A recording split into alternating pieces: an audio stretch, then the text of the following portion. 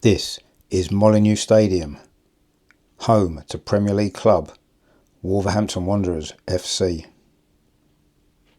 This is Football Journeys. In this episode we're going to look at the history and former home grounds of one of the founder members of the Football League. This is the story of Wolverhampton Wanderers FC.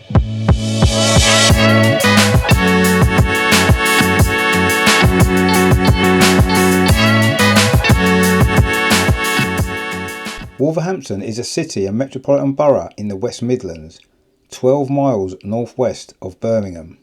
Historically in Staffordshire, the city grew as a market town specialising in the wool trade. It later became a centre for coal mining, steel production, lock making and car manufacturing. In 1974 it became part of the West Midlands and was granted city status in 2001. Famous former residents include athlete Denise Lewis, Slade frontman Noddy Holder and cricketer Vikram Solanki. The football club here was formed in 1877 by pupils of St Luke's Church School and was originally called St Luke's FC.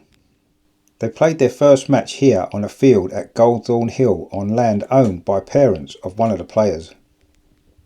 In 1879 the club merged with a local cricket club called Blakenhall Wanderers to become Wolverhampton Wanderers FC. Later that same year they relocated to John Harper's Field here on Lower Villiers Street, where they would play for the next 2 years.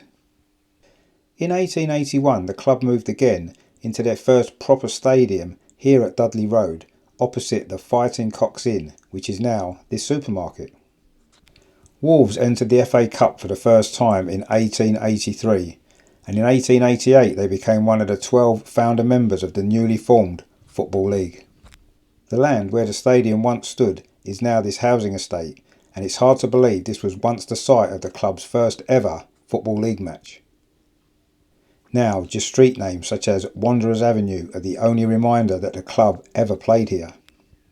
In their first season in the newly formed Football League, Wolves finished third and reached the FA Cup final, losing to league champions Preston North End.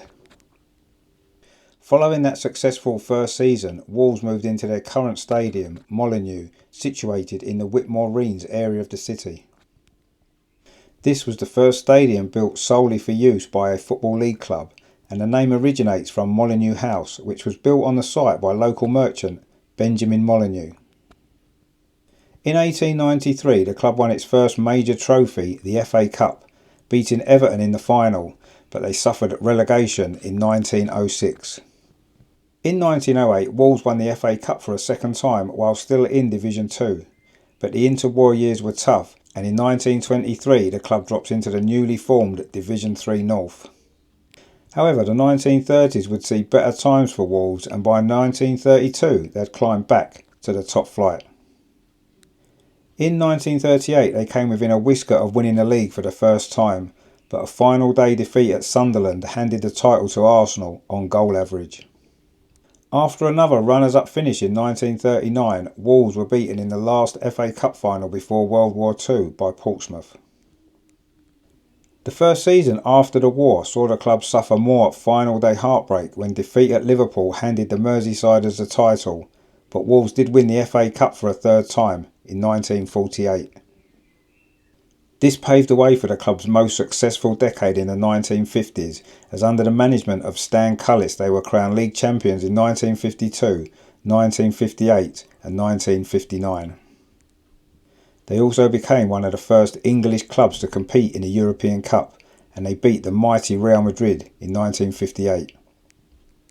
But when Wolves won the FA Cup again in 1960, they could not have known that would be the start of a decline that would end in relegation by 1965.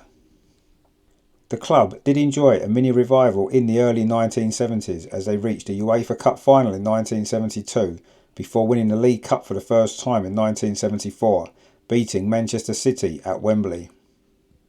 Another League Cup triumph followed in 1980, but within 2 years the club had almost gone out of business. Redevelopment of the stadium had left Wolves with mounting debts, which led to 3 successive relegations, and in 1986 the club dropped into the 4th tier for the first time in their history. By now, two sides of the stadium were condemned and closed to the public, so the very future of the club was thrown into doubt. However, Wolves was saved from extinction when the local council bought Molineux and sold the surrounding land to a supermarket chain, helping to pay off the club's debts. Thanks in part to the goals of local lad Steve Ball, Wolves began to climb up the league and two consecutive promotions followed. In 1990, the club was bought by lifelong supporter Jack Hayward, who immediately set about redeveloping the stadium. This was completed in 1993, and 10 years later the club returned to the top flight for the first time since 1984. Since then, Wolves have suffered something of a yo-yo existence. After relegation in 2004, they enjoyed 3 consecutive years in the Premier League from 2009, but they were back in the third tier by 2013.